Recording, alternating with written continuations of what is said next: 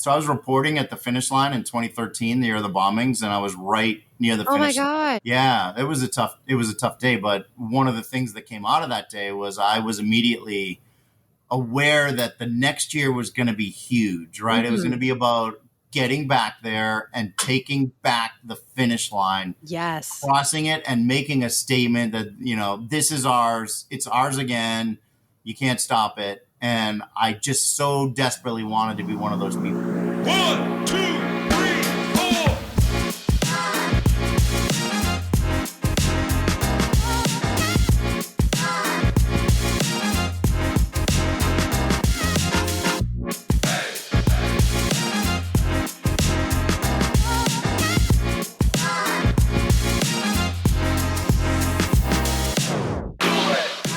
What's up, everybody, and welcome to episode 133 of the On The Runs podcast. It was an epic week with lots of PodFam running in the New York City Marathon, running in the Hampshire Ultra Marathon.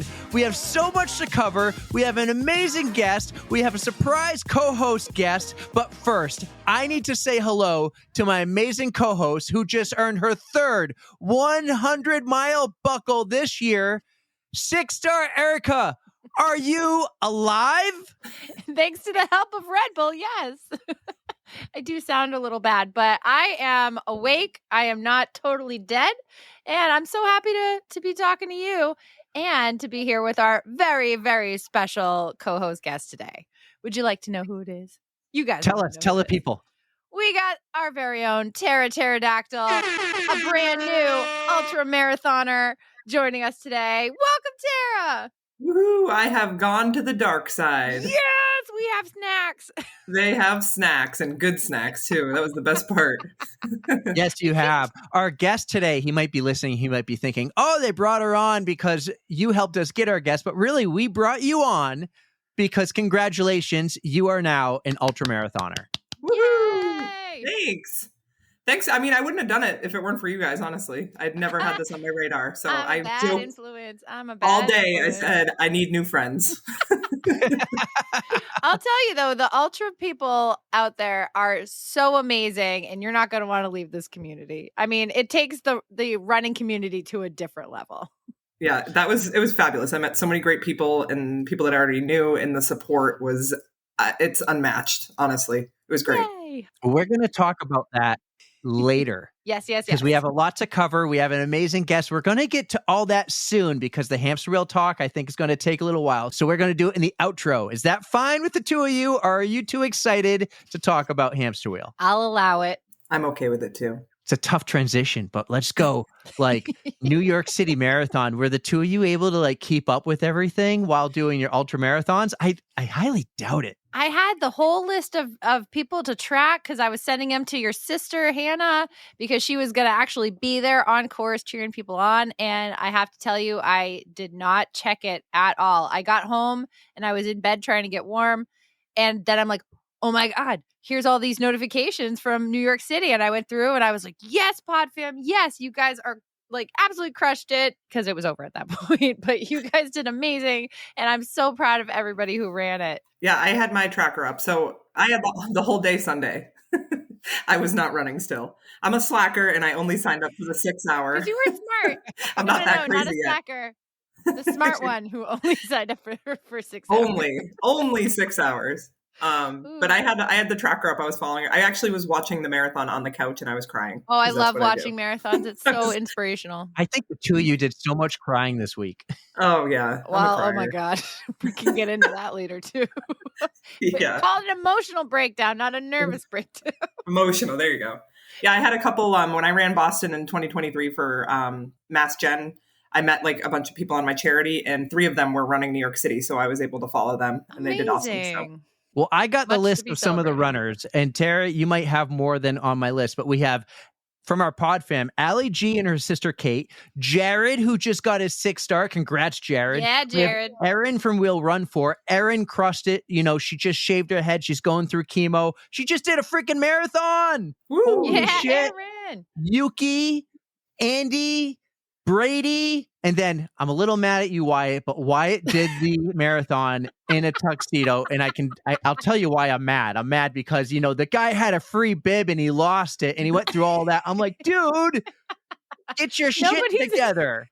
Nobody's more mad about that than himself, because he had that video and we were all looking at it and like, oh no, he fucked up. But all is well with the world.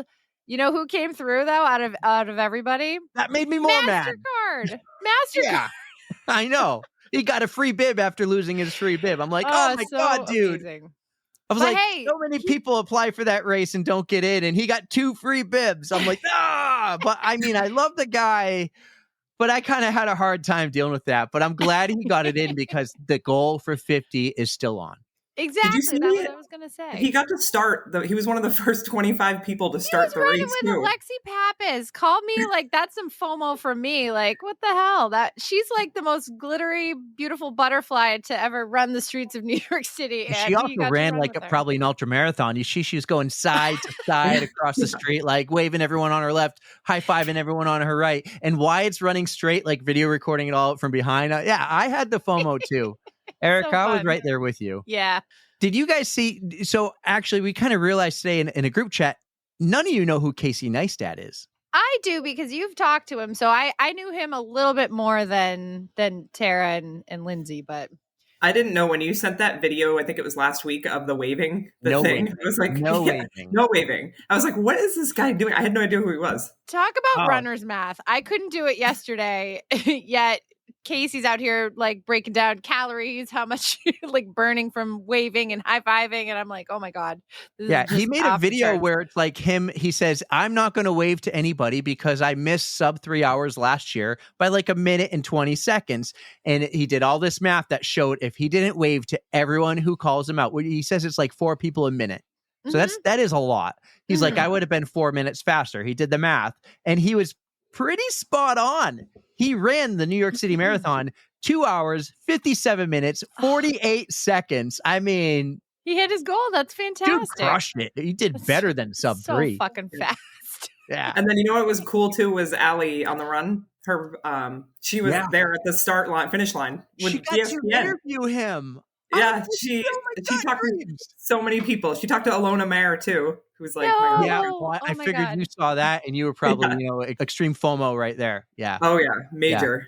Yeah. Did you guys see that? Right in. She looked really good on TV. Like it looked like that was her place. Like she was born for that job.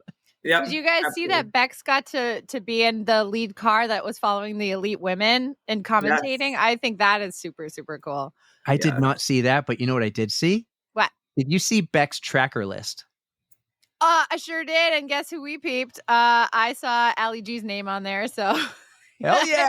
They're like friends. How cool is that? I'm so jealous. That's going to be goals for you, Erica. You got to get on Bex's tracking list for the next major. If only I lived closer and could join them for runs. And for the next major, because you're going to have to do more.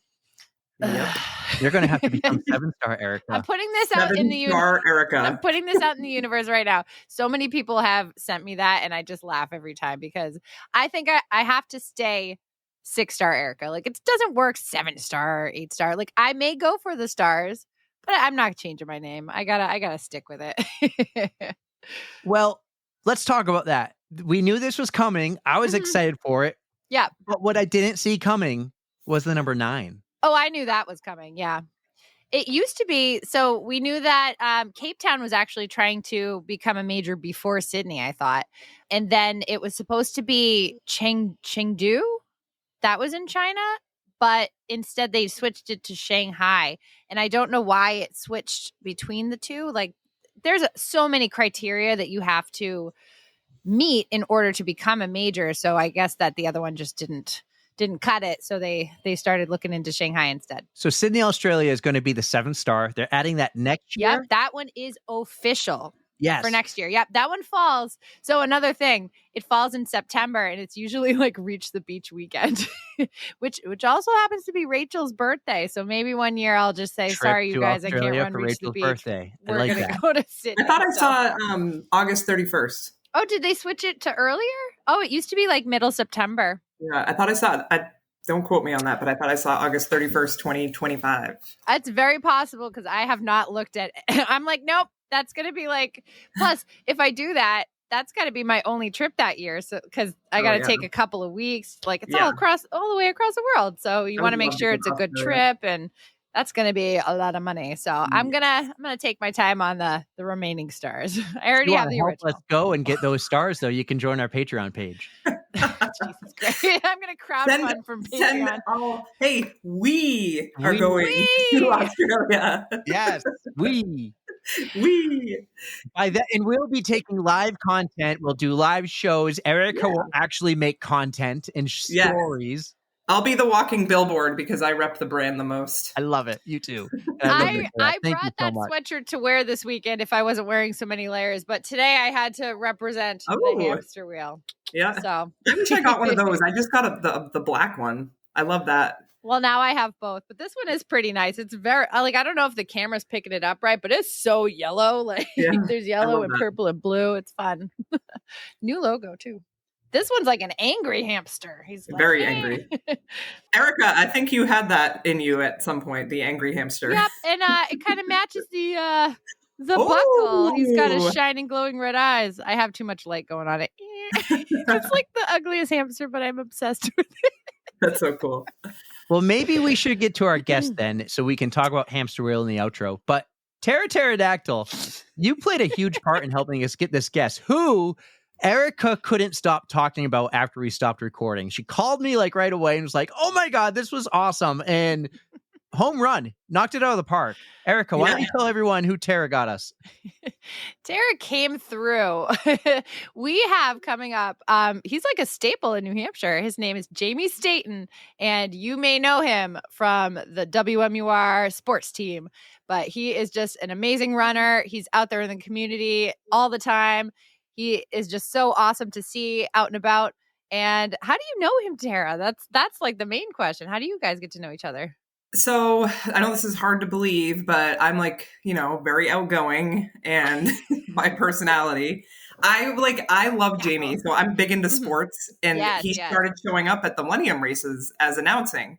And so I was like kind of starstruck. I hope he's listening. Jamie, I think you're amazing. But I was like, oh my God, that's Jamie Staton. So I went over at one point and I said hi to him, and then we became friendly with each other, and then I just kept seeing him at races, going hi back and forth, and then he would announce at the finish line, and then the thing was I won the state championship for golf, so I was on WMUR. He interviewed me a couple times, and then at the finish line he would not a big deal introduce me, and he'd be like, coming from New Hampshire or Manchester, Tara Watt, the #1 female golfer. And I'm like, thank you. I'm way better at golf than running. So I'm coming in last place. But yeah, we just became friendly. And then I got his phone number, and, he interviewed me a couple times for the Boston Marathon and stuff. And he's just a really cool guy. Awesome guy. That's awesome. Yeah, I was reaching out. I was like, I really want to get someone from behind the mic at these races, someone who we all know the voice of. And you came through in more ways than one, because this guy, we talked more than just behind the mic and behind the scenes, because he runs a lot, multiple Boston Marathons, traveled the country to sporting events and doing some really cool things. You guys are going to love it. So enjoy Jamie Staton on the On The Runs podcast, and we'll see you and talk about hamster wheel on the other side. Our next guest on the pod is a New Hampshire local who many of you have watched on the television for over 26 years as the sports director, covering everything from local sports to Super Bowls. He's raised over $80,000 for Special Olympics and Children's Hospital of Dartmouth. He's run in 6 Boston Marathons, and many of you who run in the Millennium races have heard him call your name across the finish line, and we're wicked excited to have him on the pod. Jamie Staton, welcome to the On The Runs podcast. Woo! Oh, so much fun to be here. I can't wait to talk running with you guys. Am I the worst runner you've ever had? I probably am. Probably me. No, I'm the worst. No way. We are so excited to have you, Jamie. It is so cool to have you here in the flesh, because I grew up watching you on TV, and then recently doing all the Millennium races, just hearing you behind the mic. It's so cool to have you on our show now. So welcome. I'm here. I'm so excited to talk running with you guys. It'll be great. Oh, that's our favorite thing. So you've come to the right place. I may not be the slowest runner, but my form is probably the worst. My form is the head's down. I go running with people all the time. They're like, did you see that eagle? I'm like, no, but I saw the yellow line that I was staring at for 3 miles. So If it's any consolation, don't feel bad because my eyes are always glued to the ground just because I am prone to tripping over anything and everything. So if I'm not looking at it, I will find it and fall over it. That's why I wear the big Gooder sunglasses with the big shield, so no one knows what I'm looking at, and when I'm just in pain when I hit double digits, I'm just like, no one can see my eyes. So, but have you ever had a good running photo in action? I've never had a single one. I just got some this past weekend. Oh my God, they did me justice. I ran Bay State, and I got like 2 excellent pictures, and I was good. My life is complete. That's great news. So I have one, but here's the thing. I look freaking amazing. I have a huge smile. I'm happy. I'm in the best shape of my life. I'm 2 weeks out from my first full Ironman. I am pushing the stroller with my daughter, who's 3 at the time, in the Signa Elliott 5K they have in Manchester. And I look great. And here's my daughter. Hey, that doesn't matter. We can crop her out. Don't worry about it. I have one great running photo. My brother and I, he's 10 years older, and we ran Washington, D.C. half marathon. And there's a photo of us finishing in we're sprinting, right? Full stride. And it's identical. Our arms are identical. Our legs, our feet. There's 10 years difference. And our stride is identical. And again, I don't look great, but I look much better than my older brother. So so that's probably the best. There you go. It's a win. It's a win. Yeah, absolutely. I always say I have the best hair in all the photos. So, I look the best. There you go. Not the worst. So what's really cool is Eric and I are both at the New Hampshire 10 miler in Auburn, and we're running the race. And I think it was actually, I don't even know if it was your voice at the time. As I hit the halfway point, I'm actually running, Erika, with your friend Rachel. Mm-hmm. We're talking about the podcast and about future guests. And I'm hearing the guy at the halfway point talking, saying, here comes runner for the relay. Here comes runner 254. And then the relay gets in ready to go. And I'm like, it would be really cool actually to talk to someone who does that. They're obviously passionate about running, but they do those things. And so we asked a few friends, and our friend Tara Pterodactyl says, you need to have Jamie on. And I quickly Googled Jamie, and I'm like, I know who this is. You're on TV. You're at all the races. I've seen you plenty of times. I'm like, this is the best. So we can get good running stories, maybe some good behind the mic stories. And the way we like to start is we like to learn who you are, where you're from. We know you're local, but let's get Jamie's story here. The roots. We want the roots. So I have Tara to thank for this, right? Yes, that's Tara Pterodactyl Watt. Yes. Did you ever watch Seinfeld? And every time you saw Newman, he was like, Newman. Tara. I love it. That's great. Yep. I grew up in Windham. Don't call it Wyndham.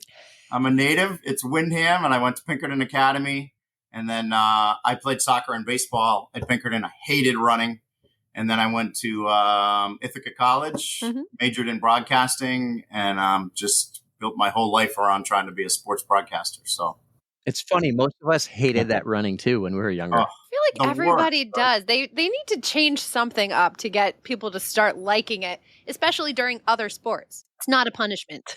Physically, running is the hardest thing I've ever done. It's really, really tough. And so I was on a family reunion in Maine, and my nephew and I are in a canoe race, and my sister-in-law is filming it with her, huge VHS camera as they're behind on the times. Anyway, so this is, a while back. So we capsized the canoe about 20 feet into the race. I'm soaking wet. I take my shirt off, and I see what I look like on my sister-in-law's video. It wasn't awful, but I did not like the direction I was going in, and something snapped. Mm-hmm. I came home, ran the Signa race you were just talking about, and did not stop running hard for 12, 15 years. I did 9 marathons, 6 Bostons, 43 half marathons, all because of that stupid video that my sister-in-law took. So the point of the story, running is so hard. I really, truly believe you have to have something inside you driving you to push through the pain, push through the difficult miles, the training in the middle of the winter, everything that comes with it. And for me, I told you my story about what drove me to run, but I hated doing it in high school, but I found something that flipped a switch for me later in life. Well, whatever it was that got you started, I'm glad you kept going. And like you said, keeping it going is the toughest part too, especially if you may not be a natural. Like I was not a natural, but I just tried to keep it up because I knew that it was good for me. And I love the people. The people are what get me coming back to these things. And it's so much fun to do the race atmosphere. But yeah, getting through the winter training and, oh man, just sticking with it. That's the key. There's a million reasons to not go for a run today, right? You can always find it, including I could never run from my house. I can't walk out the front door and go for a run. I have to make it an event. I need to drive down to the Lake Massabesic traffic circle, park at the bowling alley, run along the lake. I need the time in the car to psych myself up. Same. Like I need it to be an event to go running. So whatever gets you out there, right? Yeah, exactly. I had the same today. I was at Mines Falls. I had to drive there. I had to like loosen up there, get loose and use the truck bed to stretch and everything. I can't just get up out of bed like Pterodactyl runs at 4:40 in the morning. I can't do that. I need to drive. You're part of the Terawatt 440 crew? Are you? No. I love them for what they do because that is dedication. I am not one of those early morning runners. No way.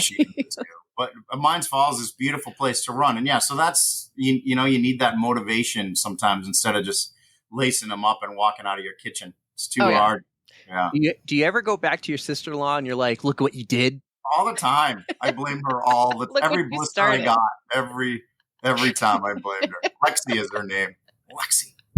As long as you didn't make her pop those blisters, I think it's okay to just blame her for that.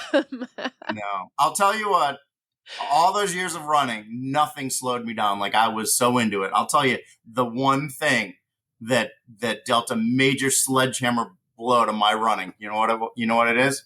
I wish I had a paddle. I can't guess. Pickleball. Oh my gosh.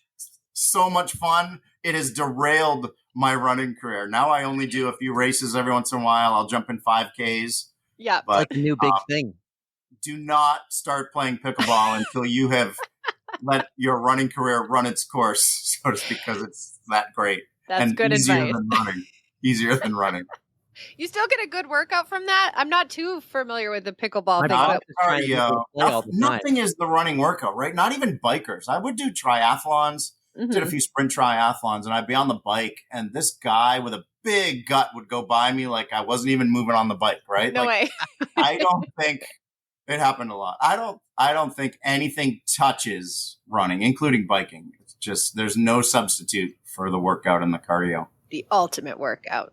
So what point in your life was this? Were you already in TV? This is post Ithaca College? When I started running? Yeah. Oh yeah, much older, much past all those days. Yeah. I played a ton of baseball as an adult in New Hampshire.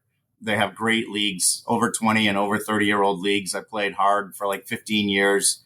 And that so it was later. I don't want to put an exact number on it, but it was a long time after college. It was a long time after college. That's still fun. Tell us like the first time you remember signing up for a race. Like, was it a 5K? Was it a work event? Or were you were running because you saw the video? But what was the first race you signed up for the first time? You're like, you know what? I'm going to take this running to a 5K or a half marathon, or I want to do a marathon. Well, it's funny because I had done the Cigna race for like the previous 8 years. So I always started it live on WMUR TV in the sports. I was a sportscaster at WMUR. So I started it live in my sportscast at 6:24 p.m. every year. And I always felt like I needed to run it. So I used to joke, like I run 3 miles a year. And that's literally all I did. 3.1. Give yourself credit. 3.1. You're right. So for the first 8 years or so at Channel 9, I did do races, but just that one. And so then Cigna, as it turned out, was the first race after that fateful video. And then after that, just started signing up for more and more and more. Still didn't believe I could ever do a half marathon. Like that to me, a half marathon, it sounded like something that for other people, no chance I could ever do that. So that same fall, after that family vacation, I was playing adult soccer, and such an embarrassing story. My high school asked me back to play in their red-white game, right? It's all just the high school kids and then me. And I go to make this, what I thought was a wicked awesome move around a guy, planted my knee and tore my ACL and a little of my meniscus. Yeah. So I had to have surgery, which was like January 4th or January 10th, something like that. Mhm. And so I set my goal in coming back to run the Las Vegas half marathon in December, which was around my birthday time. So I had 11 months to train and get myself ready to do a half marathon. And I had some great friends helping me train and holding me accountable, and made that happen. And then as soon as the half marathon was done, I started thinking, man, could I do a marathon? I mean, I'm halfway there. You're not halfway there, right? You're more like 30% there when you can do a half marathon. It's a big jump. Big jump. Maybe halfway there mileage wise, but it's like But mentally not you got it. any other way. So many hurdles. So many hurdles. Not in any other way. So that's just how it kind of progressed. I just started doing the longer runs and got addicted to like flying to a race with friends or knowing people at the race, like my brother down in Washington, and doing big races. I love the rock and roll races, and doing those races, making it an event that you flew to for a weekend. So it was addicting. That's really fun. I like to do that kind of thing too, but I kind of have to drag. It's either I'm going by myself or I have to drag my boyfriend around. But if we're going somewhere cool, that's when it's okay. Yeah. Did you just do the flying pig? I did this past year. Yeah. Congratulations. I'm like, how did you know, Jamie? I always thought about doing that race. I flew to Cincinnati this summer because they have some incredible pickleball courts there. Oh, no way. And I played pickleball there. So I always thought if I got there, it'd be for the flying pig, and it ended up being for a different reason. But congratulations on running that. Thank you. It was so much fun. It landed on Cinco de Mayo this past year, and there was tequila involved and a lot of bacon and during. No, this is during. Really? Okay. Yep. So it was a very interesting race, but I had a blast. Same for the bacon? Yes. They had official bacon stations. Mm-hmm.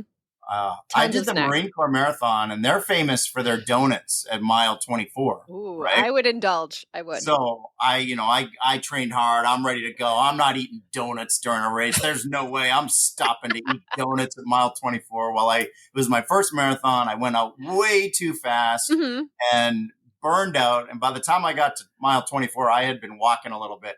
And I had 2 cupfuls of those donut holes because the race was over for me at that point. I was walking and jogging in at that point. So I you needed a little treat. Eating the donut. Did the bacon bother you at all? Your stomach? No, because I was actually doing a lot of walking. It was very hot that day. And I was kind of going with the whole theme. Like, I'm going to eat all the snacks on the course and I'm gonna have fun. Good. So I managed to do like a 5-hour marathon, just eating and drinking my way through the course. Wow. You had fun. It was fun. So I totally recommend that one. It's going to be, if you ever do it, it's a total blast. They go full send with the pig theme. I love it. Eric, did you have any food stories from any of your races? Oh, man. Food stories. I had a pizza and a 6-pack of beer at 2 a.m. and decided to run in the Lake Placid Classic half marathon the next day. Really? And I PR'd. So it's not a bad story. It's a good story. I was in the hot tub at 2 a.m. and said, I think I'm going to go to bed and run a half marathon in the morning. That's cool. Food stories like that. I wasn't there. What I thought was funny, though, was Erika, we've been doing this for 130 plus episodes now, and it's been a struggle to get her to make content. I'm like, hey, if you're going to be walking and stuff, make some content. So she took videos of every time she's eating food. She goes, this is kind of fun. I'm like, yeah, see? And then just send me the videos. I'll make the content out of it. There you go. Yeah, it's like, if you're not going to run for the PR, I'm not going to take you away from your PR or your BQ. But if you're just going to enjoy yourself, get the video, show how much fun it was. I did enjoy myself, and I did not have a code brown, which was probably the highlight of the day. No code brown. Fast food with Erika. That's what you can call it. That's right. I like it. So you were mentioning you travel with the crew. You love traveling to races, and one thing we love to pump the tires for is the running community. We always kind of ask, and I missed that question, was how did you get involved? How did the running community hook you? And so you do a lot of the Millennium stuff, but it sounds like you have your own little running community. Do you guys is it the same people you always travel with to these races, or is it random? How is the running? All different through the years. Different friends doing different things or living in different places. Honestly, so nothing like that. But running, the hook for running for me was the self accountability. You could get so frustrated in life over not getting that promotion that you really deserve. Or there's so many things in life you can't control, right? So many things, but running is the one thing that nobody can help you in any way to get to that finish line. It is 100% you. It's how much you put into the training. It's how much you give on race day. And that's what I guess really was the hook that you asked about, Eric, was just having something in life that was all me. And I was the one who could control it. And the victories and accomplishments feel so much better and mean so much more when you know you did it all yourself, right? Mm-hmm. That's a great answer. That's like maybe one of the best answers if you're like a parent and your kid goes, "Did you win?" You could give them that answer, like, "No, I didn't win, but really, I won. It was a victory. I won my race, right?" Yeah, that's right. Nobody can help you. Nobody can do anything. You have to get there yourself. Can I tell you about my Boston Marathon in 2018? Please. It was like when I ran. Oh, that's the poster in the corner over here. Oh my gosh, the wind and the rain is the worst I've ever run in. It was a headwind. I don't remember training in anything that bad. Like it was nasty the entire way, wasn't it? It was by far the worst weather I've ever experienced. Running. I thought I would wear the poncho for like a mile and then ditch it. I had to force myself to take it off as we turned on Hereford Street so that people could see my Special Olympics bib. I was running Special Olympics New Hampshire, my shirt. That poncho saved my life that day. There was a lot of people that quit or had to drop out with hypothermia. It was crazy, right? And those were the people that weren't wearing ponchos, something to keep some of the rain out. Terrible weather. Anyway, we're running down the hill. We're not even halfway into this Boston Marathon, and I step on some little divot in the road and badly twist my left ankle. No. Like, it was so painful. I pull off on the side of the road. I'm just thinking, oh my gosh, I didn't even make it a mile, right? I'm going to have to quit. So, but what do? They assume that everybody in the Boston Marathon can run at least 2 miles because they don't put a medical aid tent until mile 2. They assume you're going to make it 2 miles. Oh no. There was no help for me. I'm a half mile in. I'm like, what do I do? So I laced them up tight like a hockey skate. I knew a lot of hockey players that they just lace them up tight. They'll play the rest of the game. It doesn't swell up so much if you lace it tight, right? So that's what I did. I'm just going to see what I can do here. I'm going to see if I can get through this. And I just started running, and it kind of took my mind off that wind and the rain that was so bad, Erica. And I gutted through it and finished the race. The next day I went into physical therapy. My ankle was like a softball. It was such in pain, but in a way it was a blessing to not think about the weather, but a little bit. I mean, I wouldn't choose a twisted ankle though. Oh man.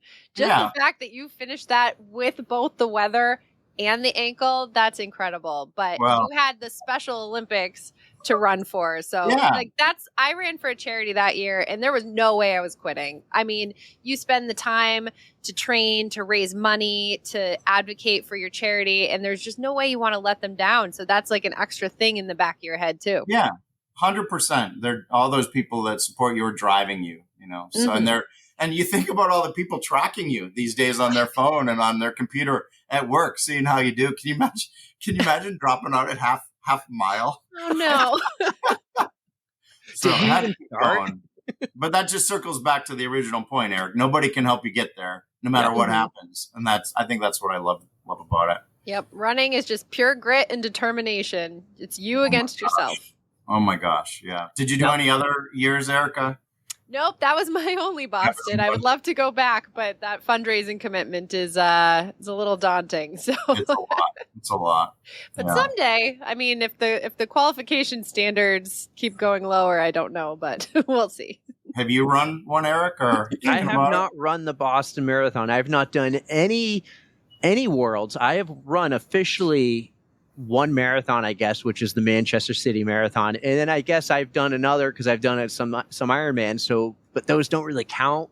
But no, I have a bunch of little ones. So I'm learning now, trying to train for the marathon, that I think the next few years, my game's going to be those half marathons, the ones that I don't need the 3.5 hour training day for. I'll get back to it. Like my full Ironman days are over.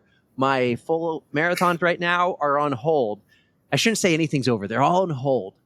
And I'm doing like the 5Ks, the 10Ks, the half marathons, the NH 10 miler, something that doesn't take so much of my weekends away from all my kids are doing Except for sports. this year, you have to do the Manchester City. You're signed up. Well, I'm signed up. So we'll see what happens. We'll see what happens when I cross that You finish signed line. up for the full. Yeah. You're doing the full marathon this weekend? Oh, boy. I signed up. So we'll see how I look when I cross that finish line, Jamie. You got to You'll be cheer like, for him real loud, "There he Jamie." is. Someone get a medic. Oh, my gosh. That is a hilly marathon, too, right? Yeah, well, I want redemption because when I did it the last time, I was sub 4 hour pace. And I think I'm right there again. I feel like I was doing better last time, currently like in training, but I just wanted to do that race again. I got like some weird IT band syndrome. So I went from like a 350 to like a 420. So I'm like, okay, let's go back and try to get that 4 hours there. Yeah. So Those you'll are see all me there. excellent times, by the way. Oh, they're all great. They're all great. Great. Yeah. Yeah, no shame in it. And if I don't, as long as I feel good and happy, and it'll be a fun day. Erika will be there doing the relay. We're super excited, and just fingers crossed, great weather like we've had. Can I just put in one little thought for your listeners about Manchester City? Mm-hmm. I think my favorite thing to do are relay races when you're part of a team. Manchester City relay is awesome. You can have up to 4 people, or you can each do a half marathon and just do 2 of you. But that's a really cool race to be part of a relay team because the legs are shorter. I think the first one's only 3 to 4 miles, and then you hand off to run or 2. And it's just cool to drive around the city, fight the traffic, try to get to the next checkpoint ahead of your teammate. And, you know, if you're not up for doing Reach the Beach, which can take 24 to 30 hours of your life, the Manchester City Marathon Relay is a great one to sign up for with a few friends, and there's still time to sign up for that. Yep, Absolutely. I'm looking forward to it this year. I've done the half once, maybe. I've done the full once, and now I gathered 3 of my friends. Oh, and you we're do gonna have a relay. Oh, yeah, great. my team has a relay, so I'm gonna have it easy while Eric's out there doing the full. So I announced the start of the race, and then I announced through the winners of the half marathon. One year that gave me time to be a relay leg number 4. Oh, no way. You have a cancellation, Erika. I might be able to jump in as number 4. I got you down, Jamie. I think it's awesome. It's a pretty flat leg number 4 too, I think. Come so on. I haven't chosen my leg yet, so maybe I'll just keep number 4 open. Nice. We'll see. You have to wait around all day before you run, but you get to cheer on everybody else. That's part of the fun. So, but then running the rail trail and the streets around the finish line area, it's pretty good. It's a pretty good leg. Yeah, it's a prime spot, looking forward to it. It starts at the top of the rail trail too, so it's all downhill. Perfect. I do love the downhills. I'm the one who's going to complain about all the uphills. So there's a leg that goes like up River Road. That's a tough one. And then there used to be, I know they've changed the course but there's definitely a leg right that goes up Hanover Street or up to the top of Hanover Street. But you got to go through Derryfield Park to get there, Trinity High School area. I would say that's the toughest hill maybe on the whole course. That's a really good one.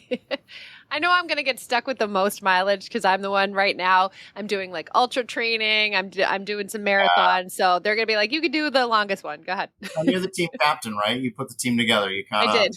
It's the right thing to do. So I will take one for the team. Yeah. You know, you mentioned the relay races. One of our favorite races we've done in the past was the brewery relay race, Erika. Remember that? Oh yeah, that was a ton of fun. That was actually, Jamie, cool fun fact about the podcast. That was episode 1. Oh, really? Yeah. It's a great one to start. A while ago. Episode 1.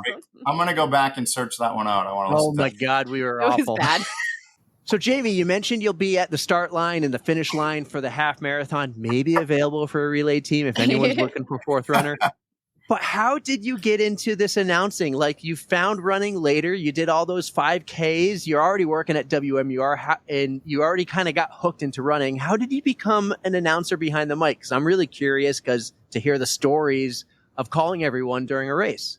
You know, it was really John Mortimer that reached out to me. So he started the Millennium Running company, don't hold me to the years, but probably around 2011, sometime right around there is where he quit his job as the University of Kentucky cross-country coach and came home and started this company. However, the Millennium Mile on New Year's Day started in 2000, the year right before the Millennium. Oh, right? That's fun. I like name. That. I think the race was maybe a day or two before the Millennium, or maybe it was New Year's Day. John could tell you that. It's a great story, but I had covered that race through the years. So once a year I would communicate with John Mortimer, but there was enough of a relationship there that when he started Millennium Running, I was one of the people that he was constantly calling and asking for advice. What do you think about a race, Jamie, where we give away free Santa suits? And the vision would be to have 2,000 people running down Elm Street all wearing a Santa suit. And John had a group of, I'm guessing 5, 6, 10 people that he was constantly calling and asking advice. Super smart of him, right? To lean on other people and get their advice, and put it all together. And I was lucky enough to be one of them. And it just kind of naturally progressed to where, okay, we've got this first race. We need an announcer. And he knew I was in broadcasting and that I was a runner. So it was just a good fit. So I've been working the Millennium races right from the beginning of the company, along with Andy Shackett, who's their other main race director. That's so cool. I have to say that Santa Shuffle was one of my favorite races because I was like, there really are like 2,000, 3,000 Santas running down the street. And it was such a cool thing to see. Especially they had like the drones and they'll like get it from above and you just see a sea of red running down Elm Street. Yeah, he built the whole company on a couple of basic principles. One, the social aspect of running. So they got the Millennium Social Club going. And then really good themed races where you got a good giveaway. You're getting a kilt to wear for St. Patrick's Day and run a race, wearing the skirt. So fun, right?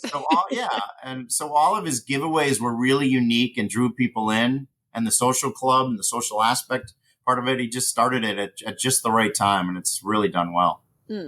Well, I'm glad you had some input because whatever you guys decided, it was wonderful. We love it in the New Hampshire community. And I know it draws people from all over the country. Like there are tons of people who come to his races. And it's fun to see it expanding. Like we're all proud of New Hampshire and anything that makes New Hampshire look good against the rest of the country.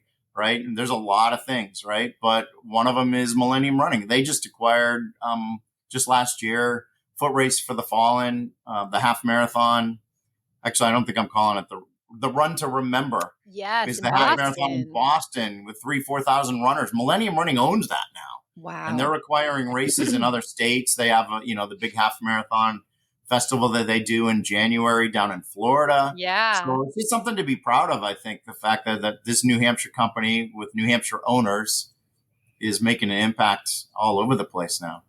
The races are always a lot of fun, too. Like the one we typically do would be Shamrock or the 5K, Cinco de Mayo. We've done countless amounts of their races, especially Erika. And we actually had Yuki on and she was talking about how much she loves the themes of their races. So it's really cool what they are doing. Yuki likes to wear costumes? Oh, geez, I hadn't heard that. News to me, right? She's basically the Millennium cover person, like the poster girl for the races. And the Boston Marathon when she dresses as a unicorn every year. Beautiful. But you have to, the best businesses and organizations know that sometimes you have to spend money to make money. And John really invests on making a spectacle of every race. Big, huge arches, right? Some of the small little touches like getting your name pops up on a screen for the announcer when you run over a mat before the finish line so that we can say, Erika, coming on in. Great run today. So you get your name called, free photos that they provide, the giveaways that they do, the free beer afterwards. He spends a lot of money on these races, and that's how he's been able to grow them and make them great. I have to say it's one of the highlights, having your name announced at the finish line. You could be finishing your most difficult half marathon and there's somebody cheering you out loud and the crowd goes wild and it just is such a nice feeling. So I appreciate somebody like you doing that for people just because it really is a boost of morale. You could be on your last leg trying to crawl across that finish line and your name is said out loud and you just, it lights a fire. Helping you finish strong. And you deserve it. You just ran a tough race, gave it everything you had. You deserve to have your name called out like a champion, right? I love that. I love it so much. Yeah. So speaking of that and calling all the names, what kind of like prep are you doing? I have a very difficult last name to say. So like when you see that name come across, how do you prepare yourself? What goes into your job behind the mic? Oh my gosh. No you pressure. just gotta say it and own it. And even if it's wrong, you gotta just, we hate saying the names wrong, right? So Allie Feller, you brought up Allie. She announced a few races with me, right? And she will never let me forget. There's a name that's pronounced Bowden. And to me, it looks like Bedoin. And I swear it took me 5 or 6 races working with Allie. I kept saying Bedoin, and she would lose it and make such big fun of me. So we don't get them all right. And it was the same way as the sportscaster at Channel 9. I left there in July. For people that don't know, I work at Easterseals, New Hampshire now, but we did tons of high school sports, right? And the cameraman would come back with the video at 10 o'clock and you have an hour to put it together and throw together a quick script and you go out on the air. And there were some tough names and you gotta go with it. Like some of the tennis names in Wimbledon and the US Open, like some of the foreign names, you're way off when you say it, but you just have to say it like you believe it, right? Act like you know what you're doing and that you own it. Yeah. But in the case of the high schoolers, like you can't call the coach at 11 o'clock at night. They're in bed, right? Yeah. So if they would even answer anyway. So a lot of times you don't know. So and the other thing is the names on the screen are they're scrolling down so fast. You get one quick shot to see a name and say it because you're on to the next one. It's so fast with races like, the Delta Dental, which was formerly called Cigna, or that Santa Shuffle. They're coming in so fast. You got to just say it, own it, and move on. Do you pick and choose the easiest names? Sometimes. John Smith. Go John Smith. Exactly. I have to say, I did race announcing once. I race directed a race, and it was so stressful. But besides that point, reading out the names. And the same thing for this one. They ran across the mat. They'd pop up, boop, boop, boop, boop, boop. And then there were times where I would just be like, Eric, well done. Like, way to go. I would just pick the first names, whatever I could. Shorten it as much as I shorten a lot of them. Like it'll say Deborah Rosenthal, and I'll be like, Deb Rosenthal. Like I'll shorten it up and make the names, shorter as much as I can. Andy Shackett's really good at it. He's better at it than I am for Millennium. He's really gifted at saying the names super fast, but you do kind of get used to it. I applaud you guys. It's a skill. Yeah. Should put that on my resume. Can say names super fast. Honestly, you should. And I actually like how. So when we first started the podcast today, Eric's like, "How do you say your last name?" So he does a thing where he writes it phonetically, and I'm like, "That's really smart because that way you're just guaranteeing." But you can't do that with race announcing so much. No, but maybe learn new last names and try to figure it out. And yeah. To be clear, Eric was asking my last name. He does know your last name, right, Erika? Yes, he does. Yes. He's got it by now. If he doesn't by now, we've known each other for 20 years and we have a problem. So I'm totally cool with people just yelling, Eric from Manchester, or sometimes I'll put my old hometown Sandown, Eric from Sandown, because then I know they're definitely talking about me. I think that's totally fine for me. If you just call the first name, you avoid the whole last name. Yeah, I imagine that's got to be a lot of fun regardless. Like, so when you did your first race, was it you're just going to do one, or did he hook you in for more? Were you like, this is a lot of fun? Like you felt the energy from it and you just want to keep, because you've been doing it for a while, right?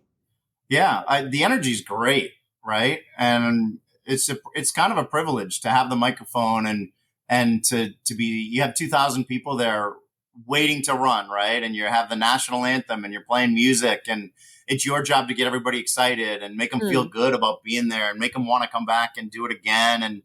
And it really, like you said, it's the energy. It's just addicting. You want to just keep doing it. It's a blast to be there at the start line. You feel the power of all the runners too when they take off across that line. It's neat. That's so cool. Like, I know as a runner, you feel like the anticipation, but you as an announcer, you must be feeling it too, just getting charged up by the crowd. Yeah, but it's so, like, that last minute or two, it is so nerve-wracking. The anxiety is through the blood pressure is through the roof, because you're standing in front of a mixer. You got to work a couple microphones. You have the national anthem singer. You have the sponsor who's going to talk over here. Their mics have to work. You need the music just underneath them, playing at the perfect volume. Has to be a great song, or you may have to play the national anthem from your playlist, and you need to speak as well. So you're juggling all of that at once, and you've got the gun to fire for the start as well.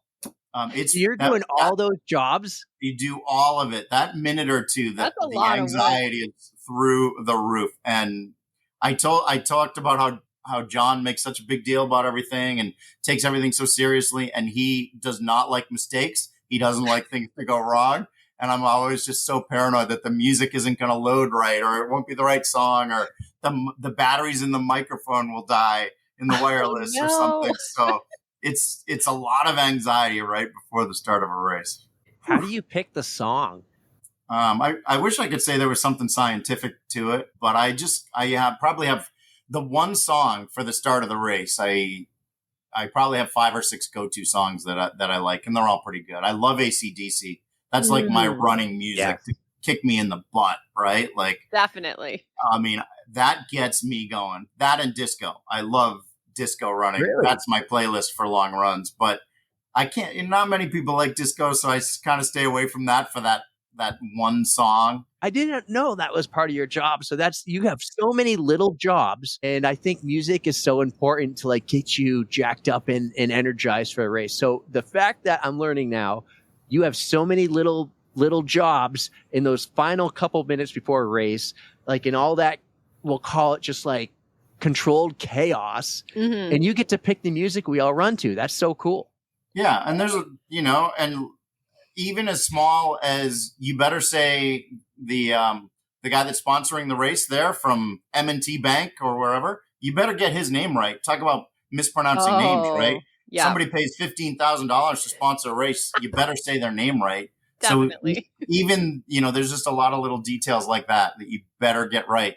And sometimes you don't even know who's going to be representing that sponsor until they show up 1 minute before the race, and you're learning the name and a face right there. So yeah, there's a lot behind the scenes that happens right before everything goes off. You would never know that you were going through this kind of stress, though. You handle it so well, and it always goes so smoothly. For all the races I've done that you've been there, I know, I'll knock on wood too, but I've never noticed a hitch. So keep up the great work. Yeah, and I'm so bad technically. Thank you. I'm so bad technically that if something broke, like, it's over for me. The day my one of the speakers doesn't work, or something's wrong with the mixer, like, I'm in big trouble. I'm not fixing that on the fly. I'm going to extra knock on wood for you that everything goes smooth. Yeah, especially at something like the Manchester City Marathon. For a couple of years, I tried to do that same exact job that we just described, and started the race live on our morning news on WMUR. So I'm listening to the producer in my ear, and I'm starting the race while I'm live on TV. That was a little too much. We did that a couple of years, and I said, I think that's a little too much to do here. Gotcha. That's a lot for one person. So Manchester City Marathon is this weekend. Have you already started preparing for it? Yeah, we get notes ahead of time from Michaela over at Millennium Running. She gives us some notes to study and goes over the plan and the run of show. So you start looking at that, making sure you have everything that you need. Absolutely. And then what time does the alarm go off for you? It depends on the race. Like one of the worst ones recently was the New England Half Marathon in Hopkinton or Kentucky. I had to be there at 5 a.m. to set up my equipment. Which, wow. It was like 32 degrees. It was freezing cold. Manchester City, I think we get there a little bit later. But the Millennium crew that's setting up the arch and the barricades, they're there very early in the morning for a lot of this stuff. One good thing about Manchester City, though, is we take that block for the weekend, so they can set up and leave it overnight with a security guard, and so it's a little bit easier. That's great. Yeah. I'm so glad you were able to share a little insight into the world of announcing and with race directing and like all this stuff. Like, there's a lot that goes into putting on these races. So thank you for sharing how it operates. Like, that's something that normal runners don't normally think of. Yeah, one of these days when you're at the race, just come hang out and watch it before you jump across the line. I definitely will. I'll come say hi. I'll probably put you to work. Like, can you turn this button up at this when I do this? Like, If it's one thing I can do, Jamie, I can turn a knob, so I can help you out. one less thing to worry about. I'm There going to put you to work. Take a little bit of stress off your plate. Erika can turn the knob. I'll get the content, and it'll be a lot of fun. It'll be fun to meet you in person, hopefully this weekend. So yeah, absolutely. Good luck with the races for sure. Thank you. Speaking of races, you've done a lot of them, and you got some cool stories. One thing I mentioned in the little intro was you've been to Super Bowls, you've been to World Series, you've NASCAR races, Stanley Cup Final. I think there's some stories in here within your running journey of being at these like epic events, and you're like, there's a race tomorrow, I might do it. Yeah. Normally I plan things out, really, really well. But there was this one time in 2013, covered the World Series in St. Louis, and the Red Sox were playing games 3, 4, and 5 there. And so game 4 was on a Saturday night, and it's a late night, right? Our news goes on at 11 o'clock at night. We're on the air till like midnight. And then you have to tape some things ahead of time for the morning news the next morning. And then the crew wants to go to, Steak and Shake, of course. And when you're in St. Louis, that's what you do. So I got back to my room at 2 o'clock. But earlier that day, I had seen there was a rock and roll marathon and half marathon there. So I went to the expo and just signed up real quick in case I could run. So I got back to my hotel room at 2. I had to get up at 4:30 to start working my way back to St. Louis to the start line. But I ran the race and I PR'd. Wow. I was like your story, Eric, about having the beer and all that. You just kind of relax, right? You're not as hyped up. You're like, oh, we'll just see what we can do. No pressure today. And I ended up PRing just because I wasn't worried about it. So moral of the story, don't stress out so much, right? You're my kind of people, Jamie. I'm the one who will be like, yeah, I'm last minute going to sign up for something. Like I last minute signed up for Bay State. Like I think I did it a little ahead of time, like 2 weeks, but still like I kind of winged it. So I like that. I wish I was like that. That's like the one time. Have you ever driven by a car dealership or a business and they got that wavy thing out there? You know what I'm talking about? That a lot. Yeah. I love those things, and it's corny, I know, but you know why? Because it is the complete opposite of me and what you're talking about, Erica. Like just free flowing, going with the wind, nice and loose, not tight, not anxious. That's not me, Erica. I wish I could say that it was me, but I'm not. So. Well, good news. Erika has a costume of one, and she'll let you borrow it so you can be one. I made one year. My friends and I were the wacky wavy. I want to borrow it. Please let me borrow it. It's purple. My friend has a green one though. They have like giant googly eyes on them. Yeah. So hers is a little better than mine. I'll get you hers. I think those are hilarious. I love them. They it's are. Funny. Yeah. We have a former somebody in our pod fam, which you are now part of the pod fam. So welcome. All right. Thank you. But, our friend Brittany Charbonneau is a big fan of the wacky arm guys, and so she'll just stop on the side of the road and do the dance. I love it. I wonder what they're called. There must be a name, right? It's got to be. I know it as the wacky waving inflatable arm flailing tube man but I learned that from Family Guy. So okay, that's just that might be it. That's what I call it. They're fun. Great. You also mentioned you run another race. It's a little race well known in the local community called the Boston Marathon. You did it in 2018, but you've also run this race, I think, 6 times. Was 18 your first? No, I was. So I was reporting at the finish line in 2013, the year of the bombings, and I was right near the finish line. Oh my gosh! Yeah, it was a tough day. But one of the things that came out of that day was I was immediately aware that the next year was going to be huge, right? It was going to be about getting back there and taking back the finish line. Yes. Crossing it and making a statement that, this is ours. It's ours again. You can't stop it. And I just so desperately wanted to be one of those people. I wanted to come back and run it the next year and cross that line. And so I ran it in 2014 and 6 years in a row. It just turned out I wasn't very good at it. So then I stopped, but I did finish 6 in a row. But that is amazing. I had to walk in 5 of the 6. And you know what that's like as a runner. It's so self-defeating. You train so hard. You go in, you're ready. and then you have to walk a little bit in a marathon. It's soul crushing, right? In that moment. So I just wasn't very good at marathons.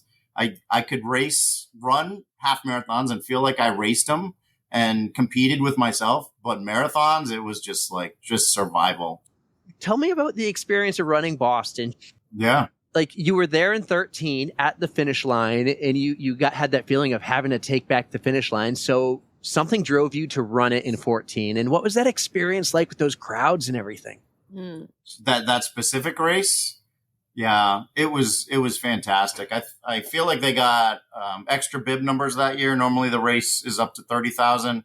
If I'm not mistaken, that was a year that they allowed them to have an even bigger field.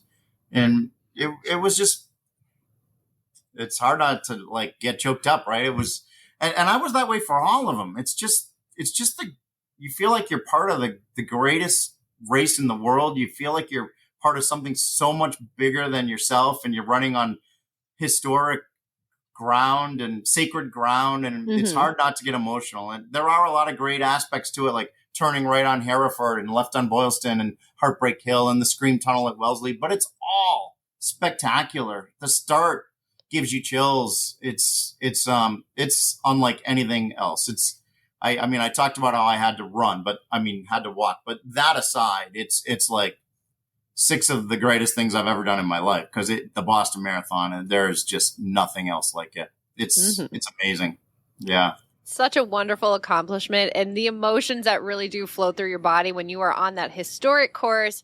You are running with amongst some of the greatest marathon runners that have You're ever competing run. in the same event. You're in the Isn't same it cool?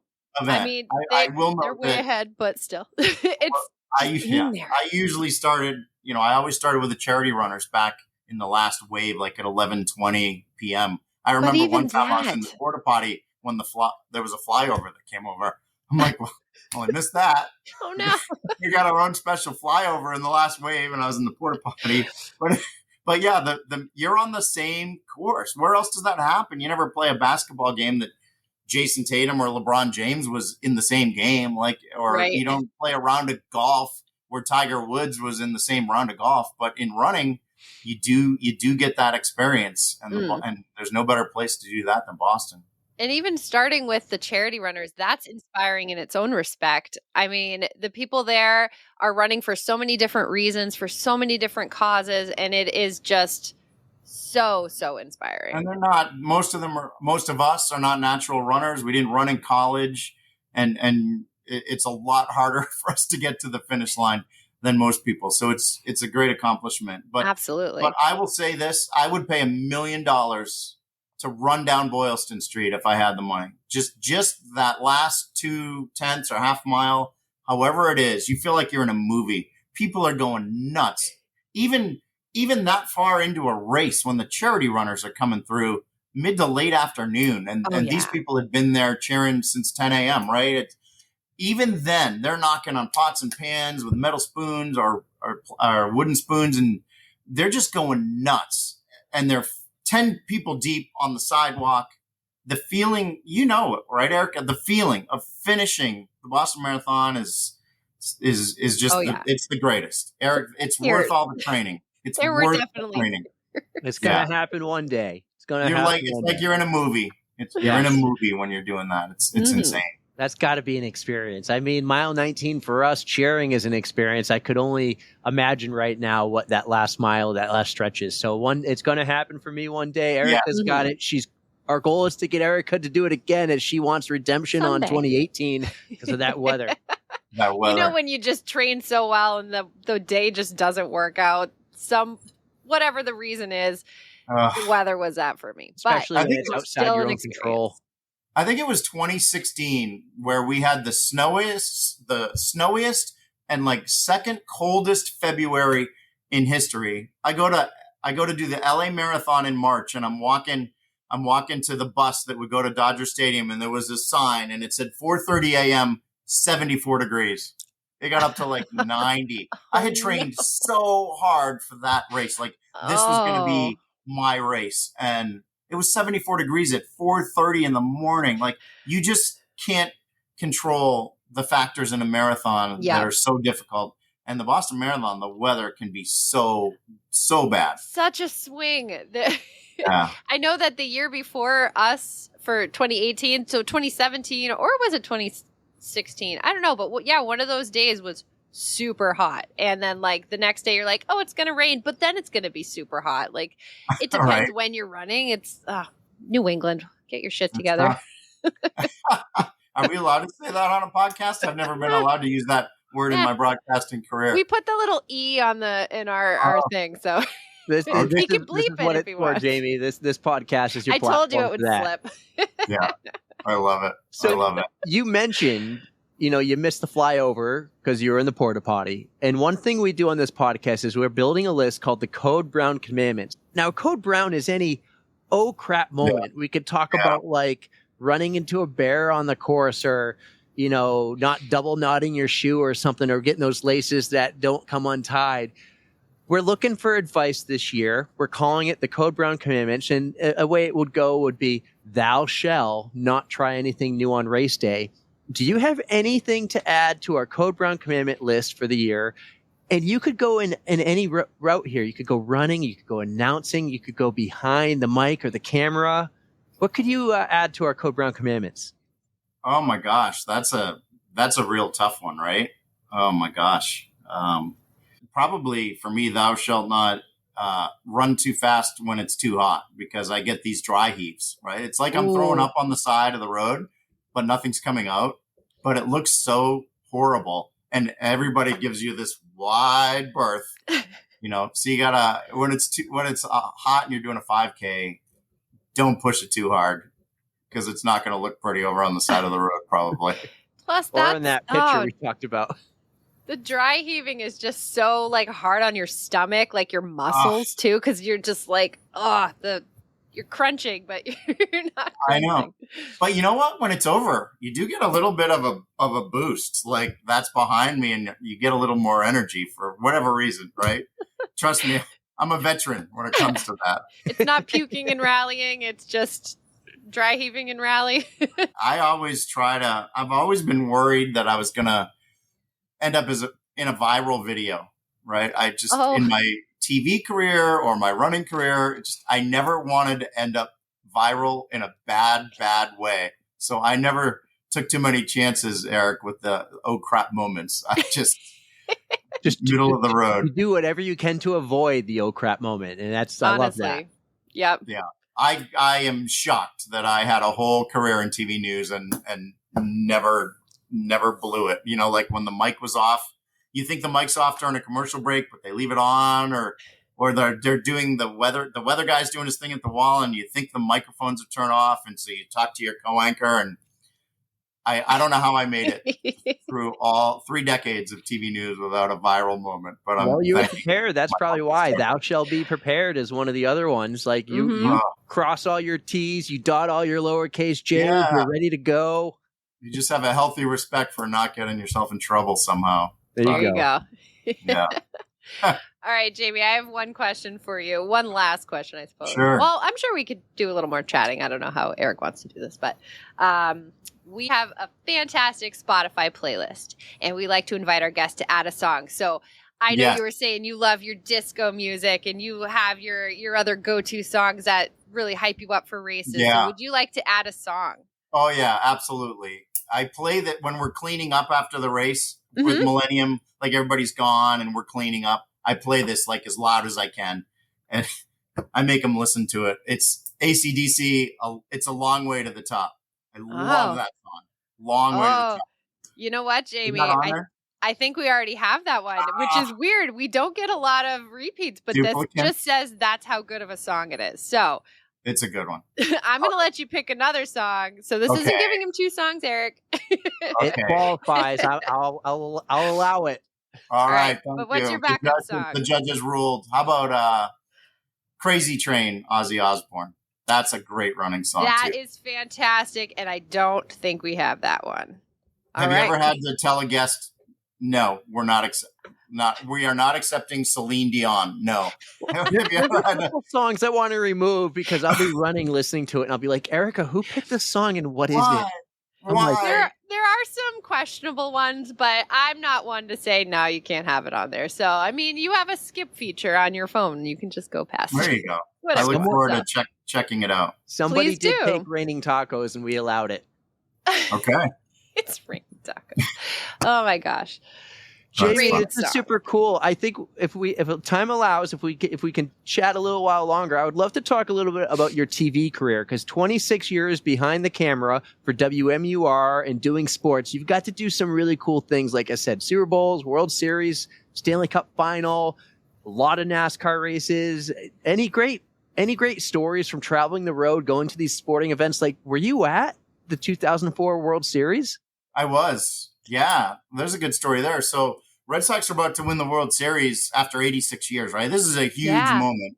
All the media is underneath the stadium, back where we can't see the field, in like this bullpen area. And they announce media won't be allowed on the field until all the celebrities leave. And I'm thinking, the celebrities aren't going to leave for a while, right? Jimmy Fallon or whoever was there.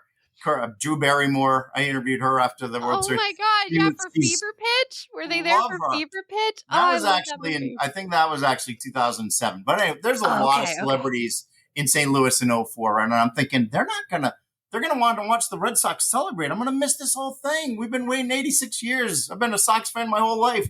Yeah. So this other reporter, Patrick from Rhode Island, and we take our cameraman and we just like, let's find a better way.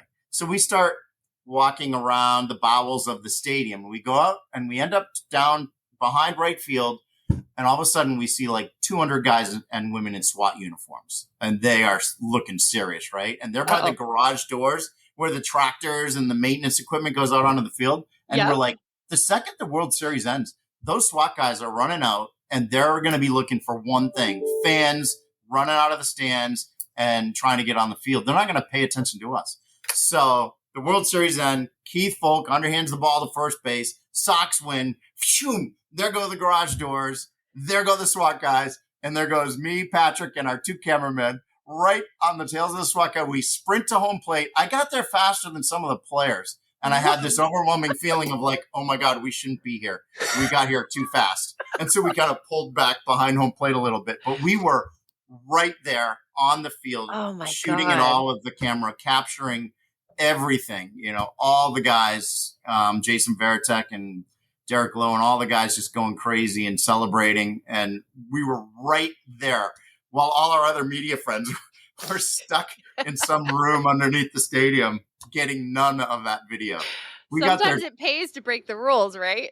I know. This was absolutely one of those gray cases. area. Yeah.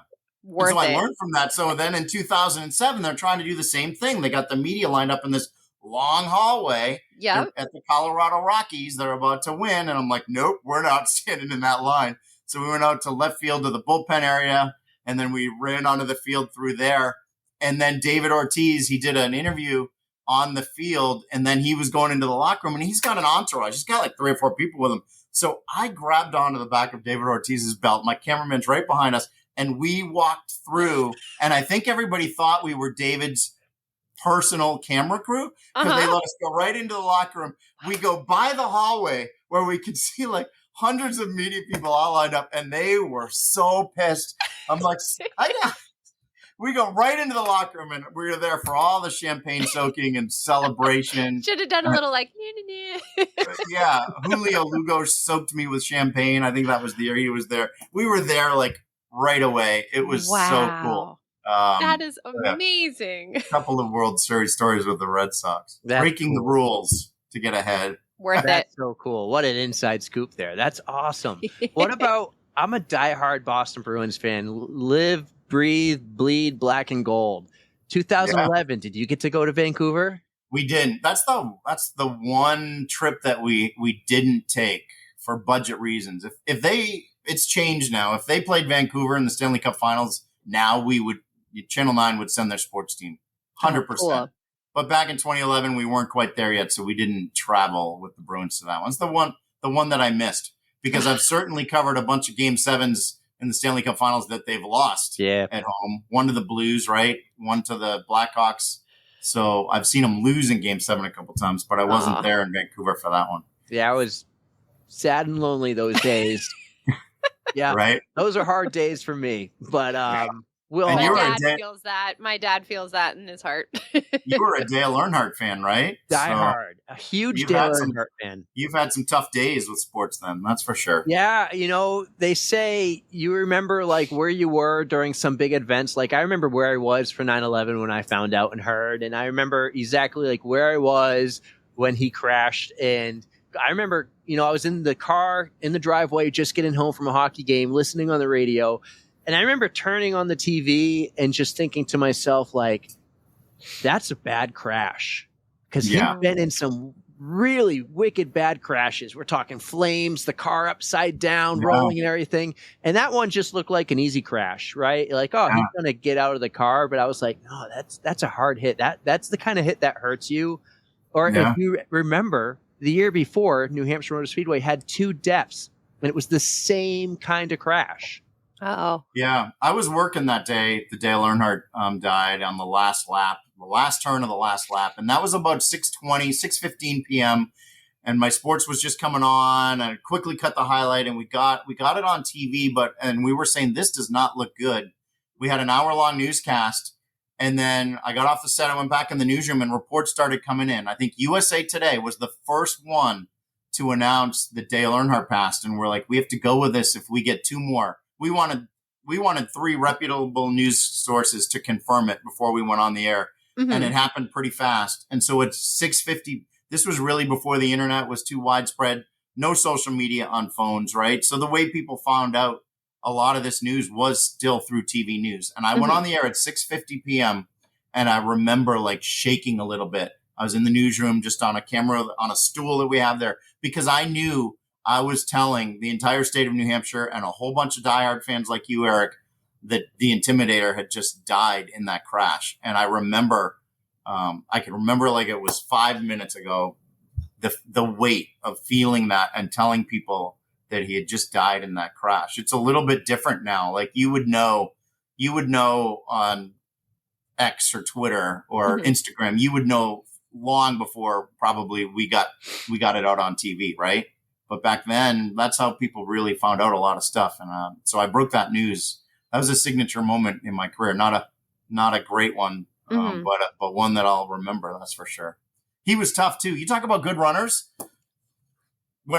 He hated doing interviews after practice, like Saturday practice, they call it happy hour. That would end, right? The guy was a genius at somehow getting out of his car in the garage, making it across the garage area where all the media was waiting for him and back to his hauler where, he could take refuge away from us.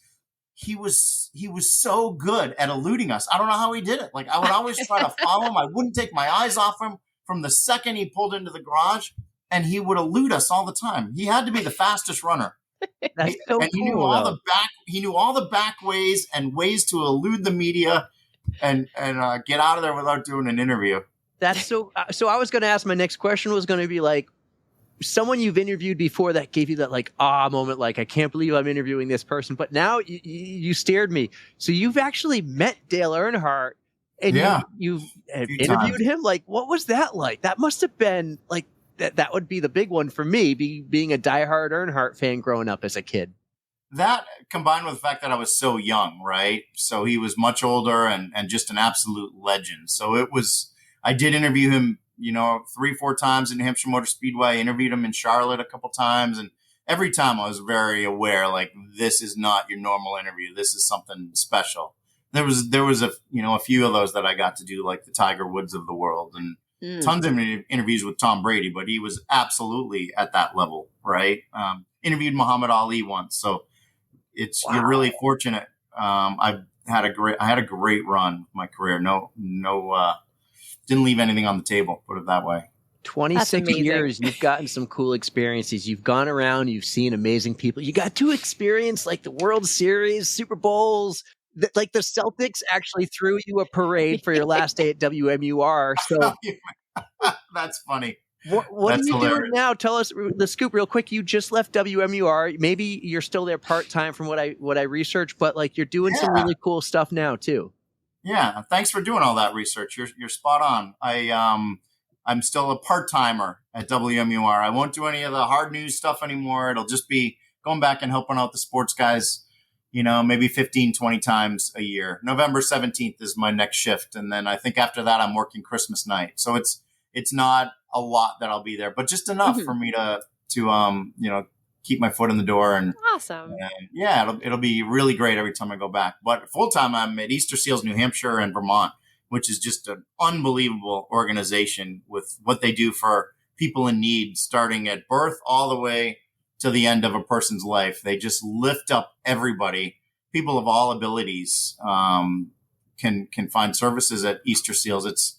I want it to someday be looked at as the WMUR of nonprofits in New Hampshire. It's a $150 million company. People don't know that. Wow. 1,600 employees helping 16,000 people every incredible. year across New Hampshire and Vermont. Everything from veterans to those struggling with addictions to young kids in daycares to adults in adult day. It's a fantastic organization. So I'm super lucky where I landed for the last phase of my career, hopefully. Work on the nonprofit, but still work at Millennium, doing races, still work at WMUR. So I have to have 3 jobs to hold things down. You're not busy enough, Jamie. There you go. I'll tell you what takes all my time, Erika, is pickleball. If I would just quit that, I'd have 20 more hours a week probably, but hey, when you find something like a passion and you love it, it doesn't feel like work, right? And so pickleball, that's got to be a fun way to stay active.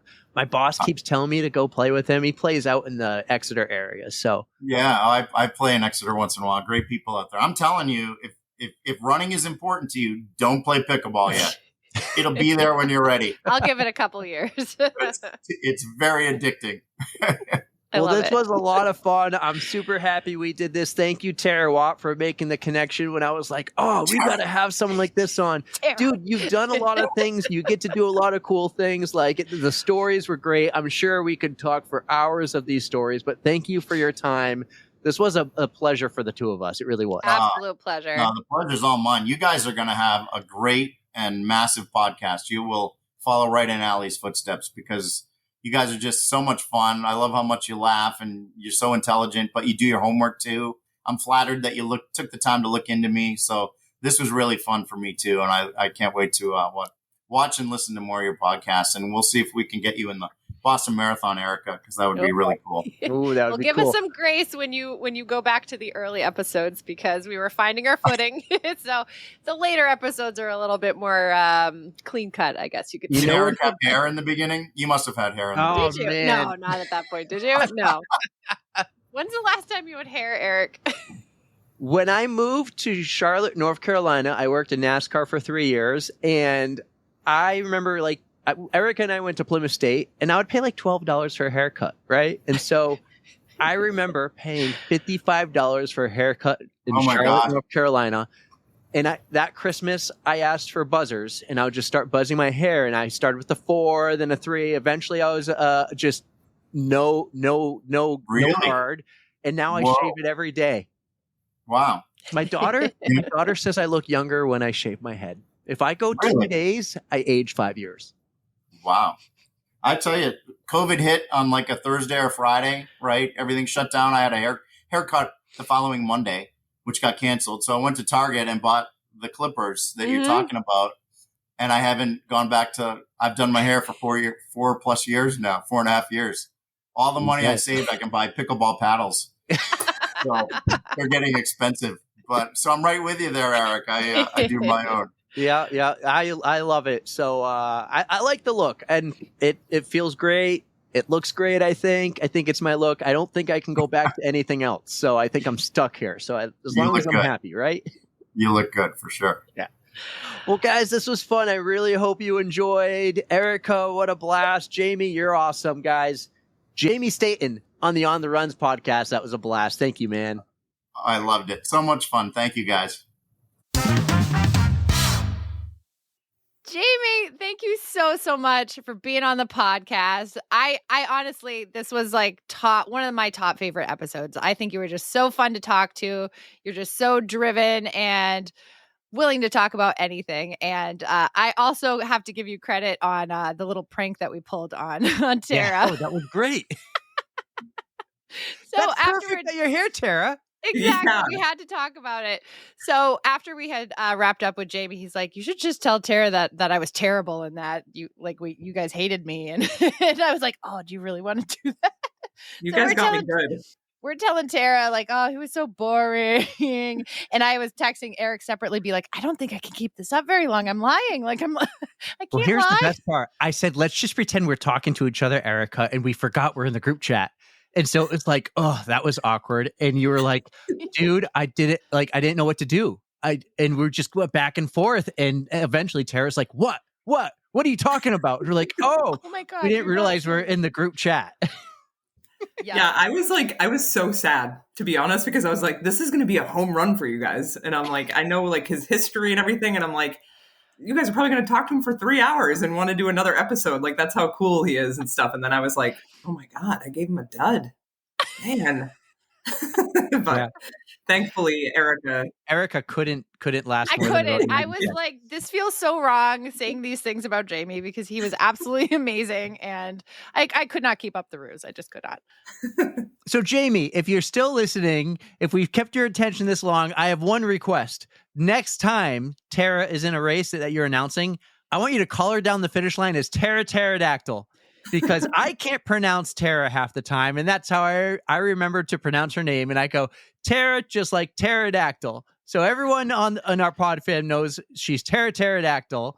And I would love to hear that on the mic one day. Here comes Tara Pterodactyl down the line of the Shamrock Half Marathon or whatever race you do next, Tara. maybe a full year from now, I'll do the trick or trot and I'll dress up as a pterodactyl. Whoa. I will go. I will be there for Yeah. that because that would I be will be a absolutely pterodactyl for Halloween next Oh, year. was you guys gonna can go get to me that a race this year, but there was like because they won states and going to regionals, which was expected, a pop-up cheer practice that Saturday morning. Oh, yeah. Well, if you guys can get me a Stoolie costume, I'll run next to Tara. So we'll have a pterodactyl and Stoolie.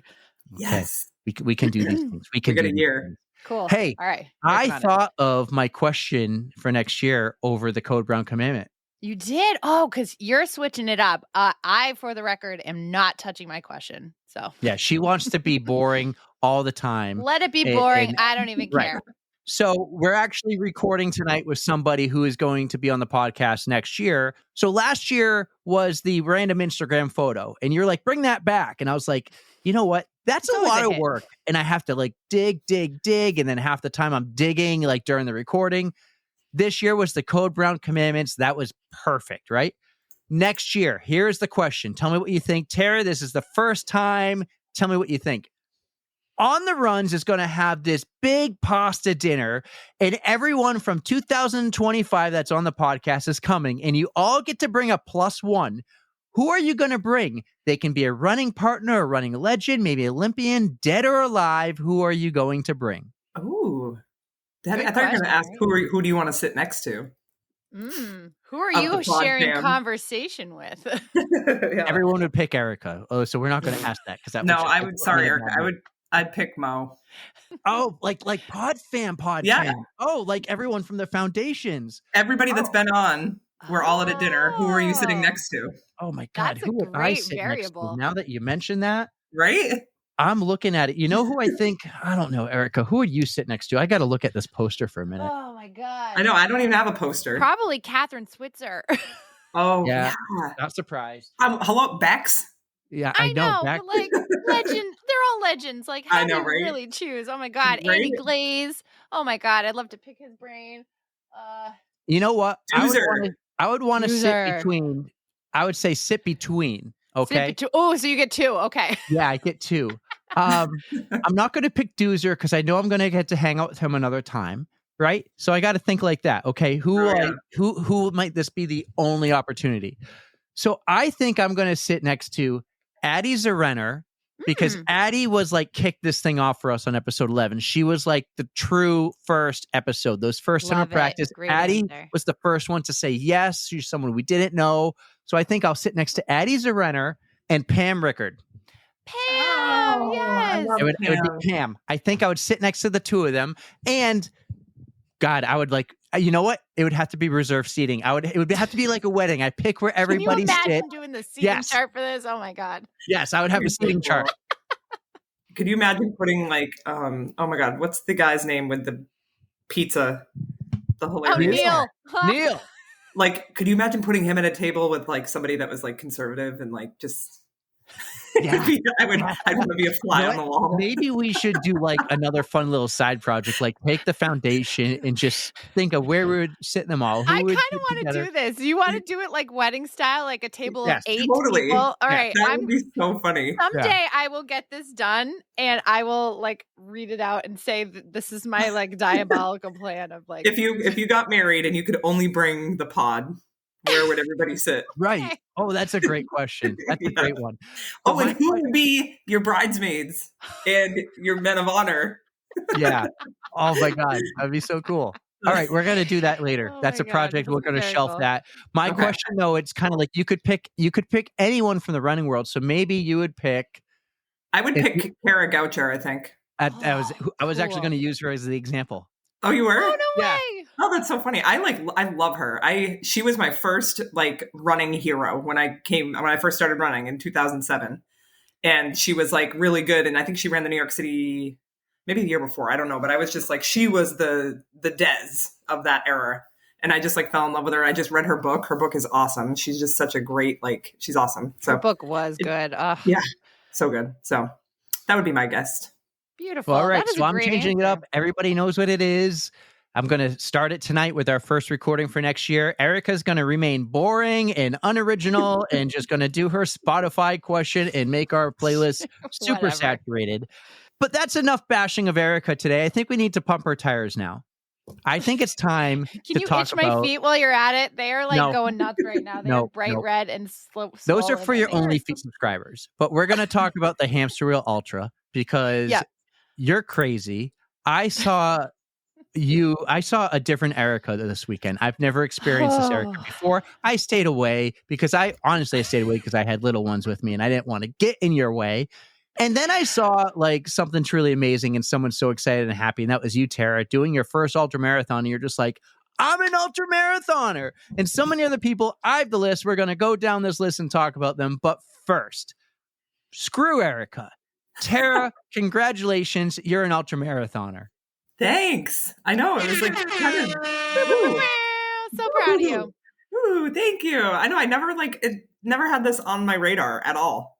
I'm like, the thought of running 26.2 miles is daunting. And I'm like, but I think it was just like the idea. I know that like Erica's done a couple where you literally just start and you go all the way to the finish. I like the idea of like the base camp. Mm-hmm. So I'm like, I can run a couple laps, come back, chill, have a snack, change my shoes. There's no race. It's not a race. And like the way I saw it, you're just doing your laps. Every time you're going to stop at your little base camp and say hello, and then you're going to go again. Yeah, that was like the coolest thing. And I knew like I had a goal. I had an A goal and a B goal. But I was like, all right, and I asked Google 100 times before I left the house, what distance is an ultra marathon? And it's anything over 26.2. So I was like, all right, I just got to get 7. I'd love to get 8, but I ended up getting the 8 and I got my 32 miles. So 32 miles. Wow. Crazy. I know, right? Yeah, I'm like, You did every lap with another PodFam member, Katie. yes, Katie was like a savior because honestly, we didn't really plan on running together the whole time, but she signed up for the 12-hour and she's like, I'm going to run the whole first 6 with you. And she's like, 'cause I'm going to be on my own. But it was so nice having somebody because I'm sure, Erica, you can attest, if you did any miles by yourself, and especially once you get past the 30-mile marker, you're in your head and it's like, you're doubting yourself. And like Katie and I were just encouraging each other. We were crop dusting each other on the trail. I'm so glad you got to experience it together. Like that is such a special thing. Yeah. And it really does make a difference being with somebody because it gets you out of your head, like you said. Oh, And yeah. It is necessary. Yeah. And we ran a couple laps, like fully ran the whole thing. But then at one point I was like, I got to interval this because my toes were killing me. I got a hamstring issue, so I wasn't even sure what I was going to be able to do. So yeah. I had and she was totally fine with that. So we intervaled a lot of it, but we were doing 5-2. So we ran for 5 minutes, walk 2, 5-2. Awesome. I like that. That's perfect. Yeah, it was great. It worked out very well. So How was your mood the entire race? Like, did you have mood swings? Like, were you excited, happy, sad, frustrated, tired, angry? Oh, I was on the roller coaster. Like, jokingly, I was Snapchatting and I was making videos and I was like, first lap, I was like, Katie, we could do the 24-hour next year, maybe 30. Second lap, I was like, maybe we'll relay the 24. Third lap, I was like, well, what about the 12-hour? Fourth lap, I am not doing this again. This is terrible. This is awful. And then like fifth lap, I'm like, what am I doing here? Why? And then I finish and I'm like, sign up for next year. That was awesome. So it's literally like every thought in my head. And it was just, I really had to push myself for the last lap because I told Erika about this, but I got to check on this, but in the email, and I think this was only for the 6 hour. If you finished your last lap, so I finished my 7th lap. So I was at 28 miles and it took me 5 hours and 53 minutes. If you came in under 6 hours, you could go out for another. So I did, but I don't have credit for it in the results. Whatever. I'm like, I still ran 32 miles. Yeah, so. you ran it, but it's nice to have it as an official result. Yeah. So I might. Strava say. Yeah, Strava. Strava said I ran 33. So See? Strava gave me an extra mile. But yeah, it was awesome. I literally had so much fun, and it was just like the whole like community, the base camp. Like we were with so many people. We were like in our little spot, and we had like a little compound, and everyone was cheering for everybody. We were like, it was awesome. Like people were showing up at, when I was leaving, unfortunately, which this is a thing next year. If I do it, I'll do the 6, but I'm going to stay for the whole thing because I can rest a little bit. And then I would like happily join you or I don't know if you're going back, somebody to like crew them for a while. That was part of the point of bringing the freaking camper, but we're not going to talk about that because nobody used it. Yeah. It wasn't even at the base People camp. did I'm not use it. mad. I'm not mad at all. They used it. And I gave you the out too, but you're like, I don't want to You get gave me shit the for out it. because you wanted to give me crap. You even said that. You go, you don't need to bring it, but I get to give you crap on the pod. Hey, you dish it out. I You can came take through. It too. I was a man of my You word, did. and You we're not going to did. do this today. But on the next episode, be prepared because I'm getting all the clips, and I'm going to replay all the times you said you better bring the camper. We're going to use the camper and all the criteria. So Hey, get ready to defend yourself. But we're not going to dish you today. You did 100 miles. I had my people. I delivered my half, and you delivered yours. So we did it together. We got to get the camper lettered.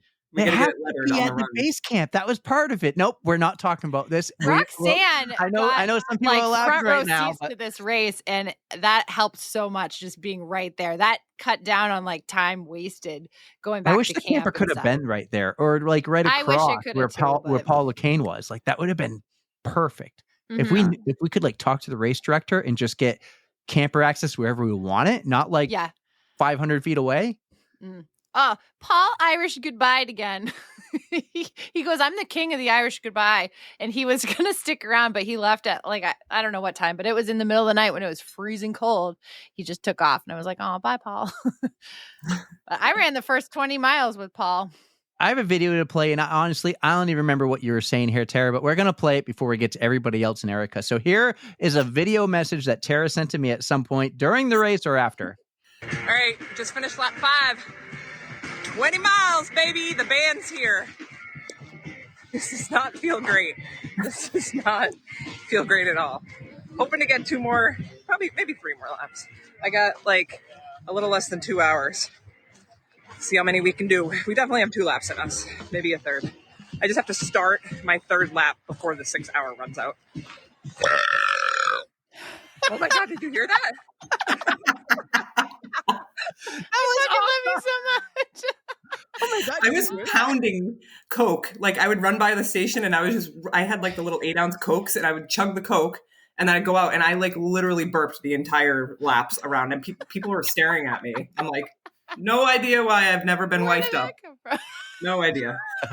As I'm farting too. I'm like running into the porta potty because I thought I had to poop and it was just a fart. And I yelled, just a fart, false alarm. Like, hey, you're the owner of the Code Brown Commitment. Don't trust a fart. I was 30 miles in. I was not trusting anything at that point. You fit into this ultra community, let me tell you, like hands down. God, I wish I would have heard that. That would have brightened up my spirit so much. Yeah, you had a fun time. It was evident. You really enjoyed it, and you're like, I'm going to be back for next time. Now, we all saw what Erika went through. Are you ready for that one day, or are you just going to stick to the 6 and 12 hours? Because Erika was someone I've never seen before. She's done 300 milers before. I never been present for any of them. This one I got to see, and I just stayed away. It seemed like you had your own entourage just like taking care of you, Erika. So let's talk about your day or your days getting 100 miles at the hamster wheel. Oh my God. It was... You're still scratching your feet. Like, what's going on? You're fucking itchy as shit, dude. I have a wet washcloth that's a little cold, and I'm like, please just bring me some relief. So that ought to tell you something. My feet were an issue. They may not have blistered, but they were hurting so bad. They were swollen and just painful. So it was a true struggle. And I actually didn't have a crew per se, but this is where the ultra community came out and just You're supposed rallied. to have at least 5. No. I brought people to run, not people to True. Yeah. So everybody who was there was just like, they offered to help. Like, can I do a lap with you? Like Sheila, who is absolutely amazing, was out doing her, like she was trying to finish up her laps. And this was during one of my emotional breakdowns at mile 88, where I was like, I don't think I have enough time to do this. And she gave me Tracy. Like Tracy just came out and she was like, Sheila's fine. I'm going to walk with you.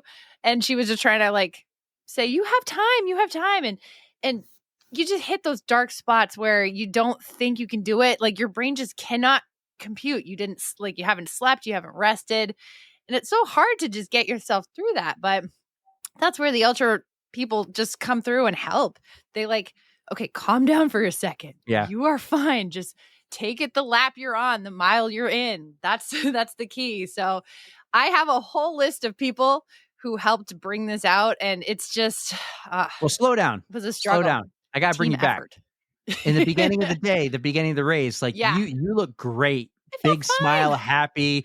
You were moving, high-fiving. Did you go out too fast? Always, yeah. And I half blame Paul for that, but I was having a great time. I ran the first 20 miles with Paul, and him and I were just chatting, shooting the shit. We were doing, nothing super fast, because number one rule of hamster wheel, always walk the hill. It is not worth it to run that one hill towards the end of the lap. I hope you walked him, Tara. Did you? Oh, yeah. All 8 of them. Exactly. Good. So those were like really our only breaks, because we were, of course, fresh and feeling fine. And so 20 miles down with Paul, and I was still feeling good. I made it to like 50 miles before the 12-hour mark. It was going well until it got dark and cold out. That was really a struggle. So I left. I came back at night to check on everyone and everything. Mm-hmm. And you're like, hey, dude, can't really talk, but thanks, and we'll see you later. And I think that was before 50 or around. Yeah, it had to be before 50. Close. And you're feeling great. When I came back the next morning, everyone's like, oh, Erika had a night. Lots of tears, lots of crying, lots of an emotional breakdown. That was like in the 80s. It was tough to get by that, because I had done a bunch of laps with some like one of my favorite runners who I've come across. I met him at Notchview, is Marcus. He is just always hilarious and funny. He could say anything and I'll just laugh. And I did so many laps with him at night, and then like 4 a.m. rolls around and he goes, did you feel that? Did it just get colder? And I'm like, yeah, it did get colder.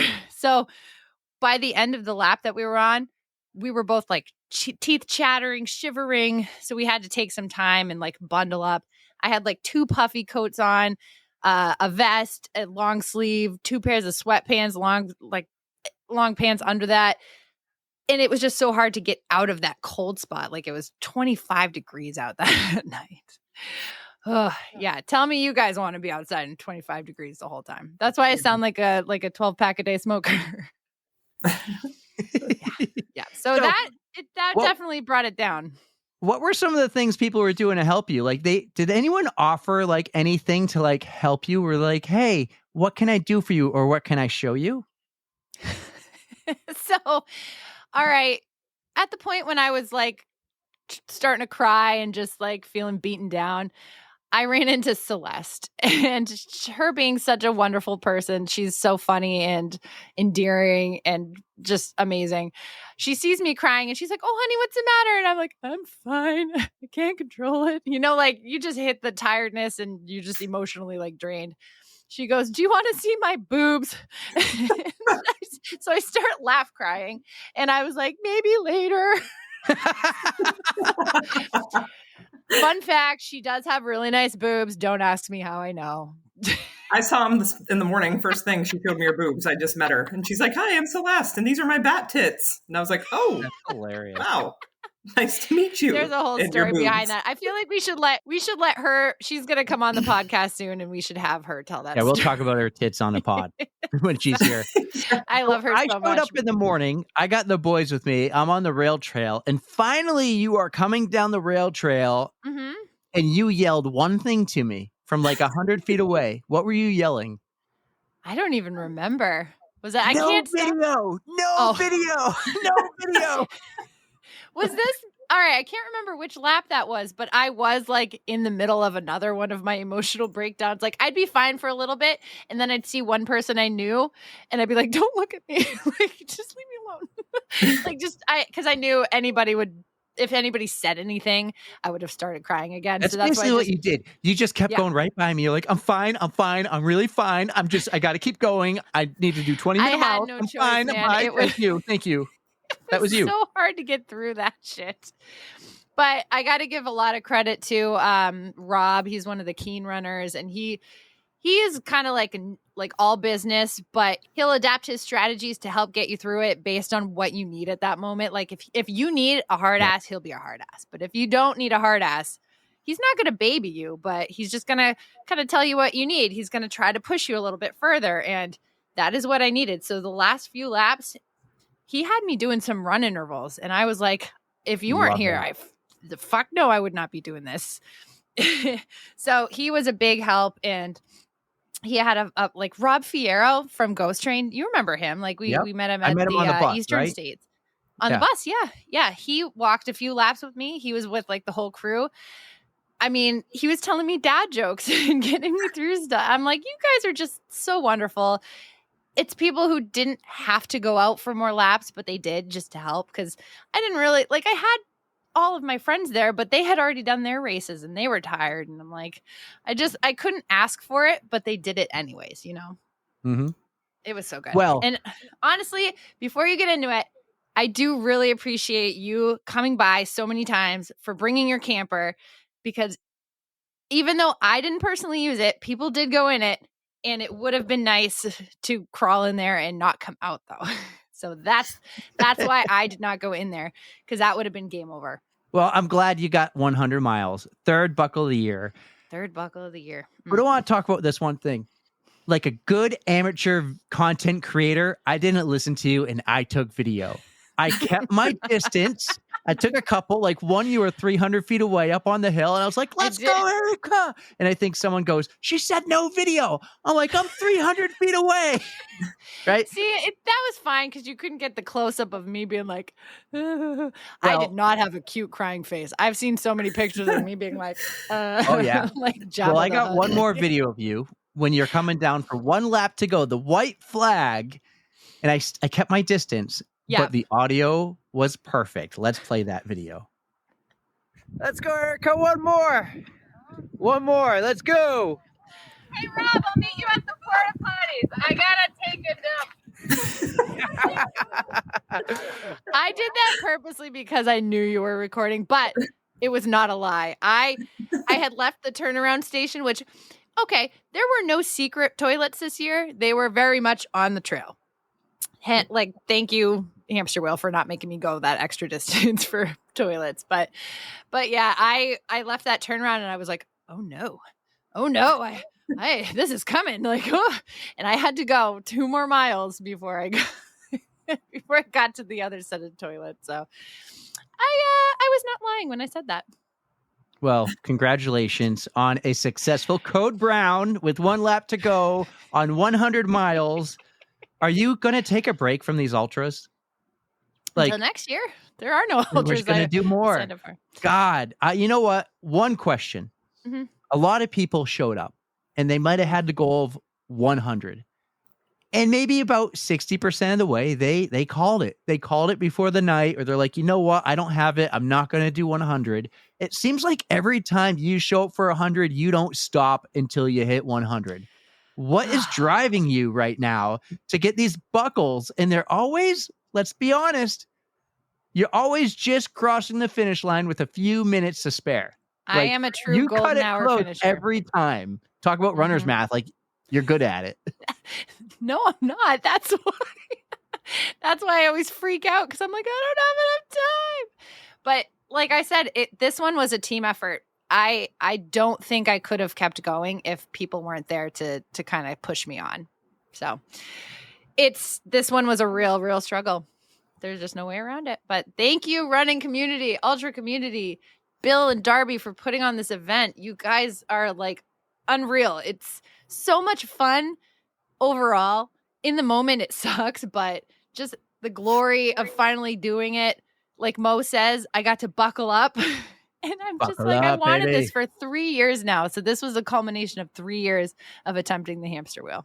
Amazing job, both of you. I'm super proud. I have a list of names I want to read down here before we end the episode here. So real quick, Roxanne, her first ultramarathon, amazing. And also amazing with kids. Thank you for being so cool with Tommy and Tyler in the morning and just letting them step all on your feet. That was like, you're amazing. Pam and Bill, you guys are awesome rock stars. Melissa, congratulations, not only on your first marathon, but your first ultra marathon. You are a marathoner. You are an ultra marathoner, girl. That is awesome. Tracy and Eric. Tracy, thank you for being so cool with Adeline and getting your warm up in. I think you probably had some of the best, crew support laps ever, because Adeline was putting you through those warm up drills. I'll talk to her about the screaming. She doesn't need to scream to you to do your air squats. She can just coach you properly and say, do air squats. Dan King, 100 miles, dude. Way to go. Katie and her friends, Lindsay, Sam, and Tracy. Lindsay, Sam, and Tracy, it was so cool to meet you. Lauren, don't forget Lauren, too. LG. Lauren, that's right. I think I meant Lauren, not Lindsay. So it's Lauren, Sam, and Tracy. What's really cool is many people, them, Art, and a few others saw like the On The Runs hoodie, like, wait, On The Runs, who are you? And I go, Eric. They go, you're Erica's co-host. And they're like, you do a great job. Great job. And I'm like, yeah, it was so cool. Tara, your name is on the list. Awesome. Sheila. Oh my God, Sheila, 100 miles. And guess what? Her daughter and her grandkids flew in from Florida to see it. How she didn't cry, I'll never know. Oh, she cried. I'm going to cry right now. I didn't know that. She was crying, and it was such a cool thing to see. At least she had Jay smiling Parent, pictures at the end. Jay, yes. Jay Parent, great job. I know you DNF'd, but, shit happens. IT bans happen. Love you, buddy. Paul LeCain, I think he DNF'd too. He left early. There's no DNFs in these races. Huge shout out to Alex Burke. 112 miles, his first ever ultra marathon. In the 24-hour category. Yes, in 24 hours. Maurice was there crewing. Maurice, yep. I love that you come and you crew these things too. You just don't run every race, baby. You come and you support the community, and that's what makes you awesome. Leslie and Emily, rock stars. I love that they Beautiful found us unicorn. 2 years ago from the hamster wheel. Unbelievable. They both got 100 miles under 24 hours too. So incredibly proud. Emily, thank you for the bubbles. You're awesome. The boys love them. I still have them. Art and Celeste. So cool to finally meet you, Art. Celeste, always amazing to see you. I'm curious, though. Did you hallucinate? Did you see any rocks out there? And did you try to pet them, think it was like a baby cub bear or a fox or anything? Erica's support crew, who I have no clue who you are. It was so cool to see that she had this crew. Not to mention, all those dudes were good looking. I think you handpicked them, Erica. All these dudes were good looking. I'm not mad about it. It's like pulling you along and getting you to that 100 Let me miles. give a quick shout out. There was Rob, Chris, Marcus, and Mike. And actually Ryan. So this is Ryan's part of Celeste's crew with Liz and Ashley and Danielle and Craig. They're all absolutely fantastic. So those are their names. Those are their shout outs. You guys are amazing. I love you. Rock stars. So guys, thank you so much. It was so cool to meet you all. This podcast, like, we love doing it, and we love meeting you guys out there at these races. This community is amazing. Just the whole ultra community was so cool, and I'm so happy. Thank you, every one of you, for being out there and supporting Erica. Listen, running, the community is amazing, but sometimes it can be really lonely. And I'm experiencing that right now of training, because we all have these different training plans. We got to stick to our training. And it can be lonely out there in an ultra marathon at mile 88. And you're like, I don't know if I have enough time. You all came together. So Thank you so much. You guys are awesome. Guys, thank you for supporting this pod. Jamie Staton, thank you. Tara Pterodactyl, thank you for an amazing guest. I love doing this. What a year. It's November. I didn't even mention that. We'll talk about how awesome October was later and things to come and expect. But we got to go because we got to guess who's going to jump on our Riverside studio in 1 minute. Guys, I love you. Erika, take us home. I love you guys too. Thank you for everything this weekend. Congrats to all the new ultra marathoners and congrats to all the NYC finishers. You guys are all amazing. I love you. I'm going to say that a million times, but thank you for listening. You know we love you. Don't fear the code brown. And don't forget to stretch.